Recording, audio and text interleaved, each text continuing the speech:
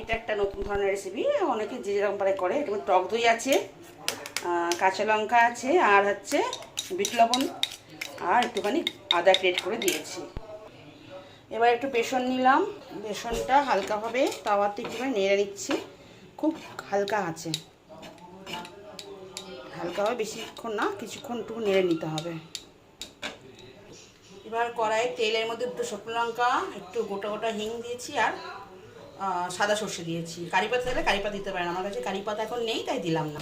একটু গোটা ধনেও দিয়ে দিলাম, টেস্ট ভালো লাগবে। টক দইটা ঢেলে দিচ্ছি এর মধ্যে, তারপরে এর মধ্যে বেসনটা দেবো, লাস্টে নামানোর আগে ধনে পাতা দেবো, দেখাবো পরে।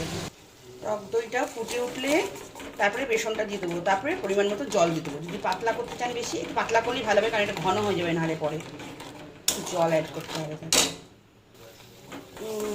বেসন অ্যাড করে দিয়েছি, ভালো করে নাড়তে হবে, নাহলে লাম হয়ে যাবে।